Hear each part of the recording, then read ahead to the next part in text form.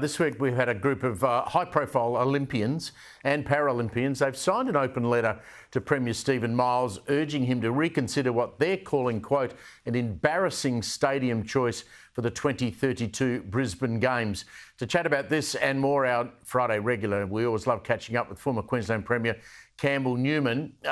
Campbell, Miles has rejected these athletes' pleas. He said that he'll not review the decision. Here's what he said during the week. Well, they're entitled to their opinions, of course they are. But we listen to Queenslanders. They're not talking to me about the need to spend billions more on sporting infrastructure. They're talking to me about their hospital, about their school, about how hard they're finding it to make ends meet. Campbell, I don't get this bloke. I mean, he's saying that, oh, well, we can't build a more expensive stadium because we won't be able to afford to keep hospitals open. I mean, can you not chew gum and walk at the same time? Well, look, I'm going to surprise you here, mate, but in regard to the letter from these Olympians, I have to side up with the Premier because, what? You know, it's easy for them to just, well, it is about the dollars, and I think what they need to understand is right now, I think if you did a poll in Queensland, these Olympics have really turned on the nose. They really have, and so, like, I mean, the Premier's a politician. He's actually reading the room, and the Olympians need to as well. But if hypothetically you were to build a piece of legacy sporting infrastructure, and you decide that you will make the budget priorities, I think there are some really good sites around that they haven't even been talking about, and I think the main one would be a place known as Hamilton North Shore along the Brisbane River.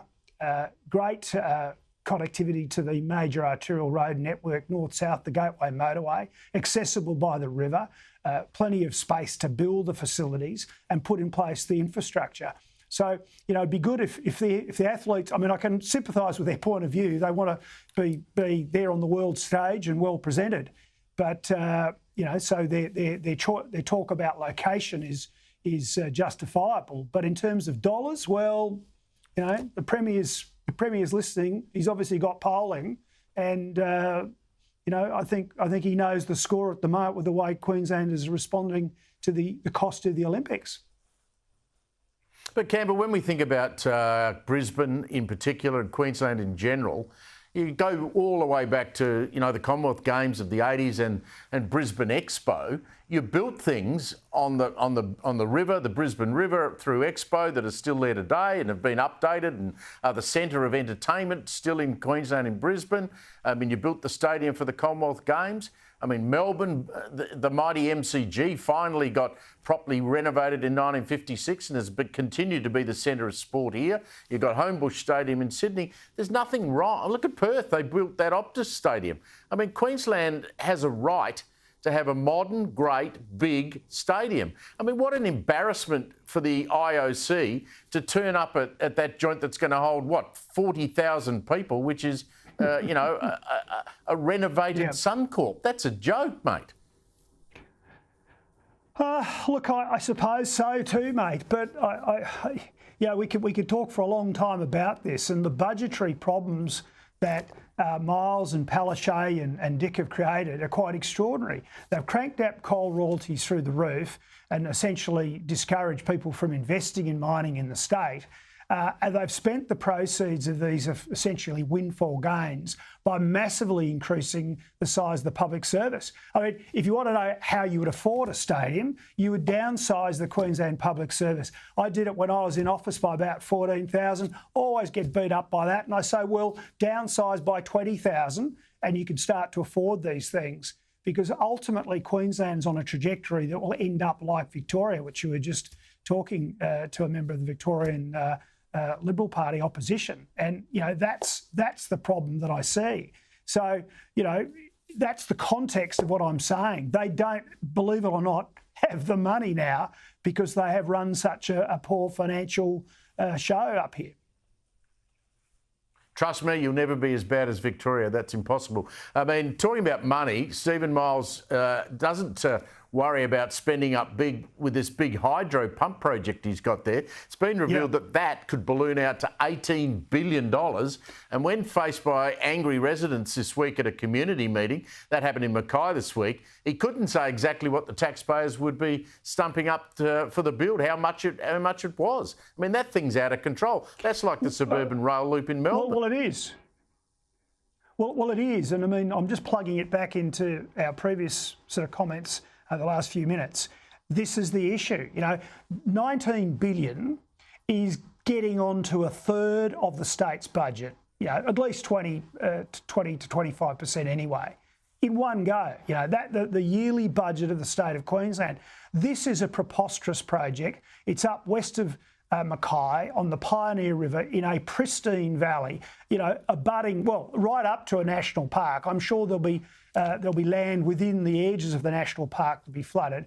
There will be endangered species. And if I can tell you one thing about Australia today, if there's any sort of endangered species, it doesn't happen due to the terrible environmental law we have nationally. Look what happened with the Port of Hastings down for these wind farm projects. There is no way that the Federal Environment Minister will ultimately allow this to go ahead. So it was crazy in the beginning. The price is crazy.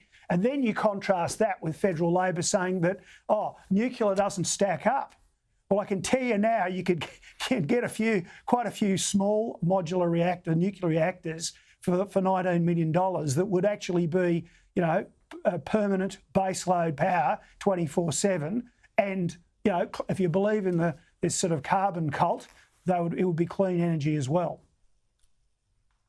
We seem to have an inability, I think, you know, talking in general in this country, to come up with nation-building projects. I mean, we always refer back to the Snowy River scheme. Well, for God's sake, the Snowy River scheme was built in the 1960s. We still refer back to that as the gold standard of nation-building projects. We've even got the inland rail now that Anthony Albanese is refusing to guarantee. It's a $31 billion project. That would make it to Queensland. I mean, this is needed to move freight between Victoria and Queensland. Instead, they're now saying, oh, Barnaby Joyce, he's the only one that's ever done anything about this. He's done a horrible job. Have a listen to this.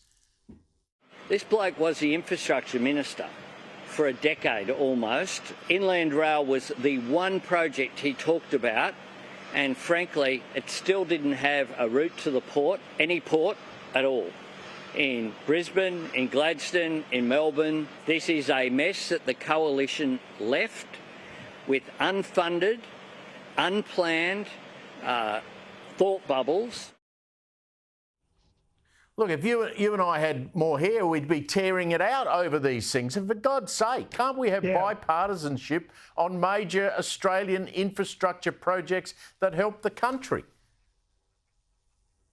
Look, one of the things I think that all politicians seem to misunderstand these days, and I say this from the standpoint, Steve, of someone who built major infrastructure in Brisbane. We built a number of significant tunnel projects which normally would be built by a state government in the other states. So I'm talking with that experience. And the reason we got it done is we had capable senior bureaucrats who had the total support of the political leadership in the council that I ran, and that we worked hard then with the then Beattie government with their political support to clear the log jams, to get rid of bureaucracy, to push the projects forward. You can't give them to bureaucrats and have it done on remote control.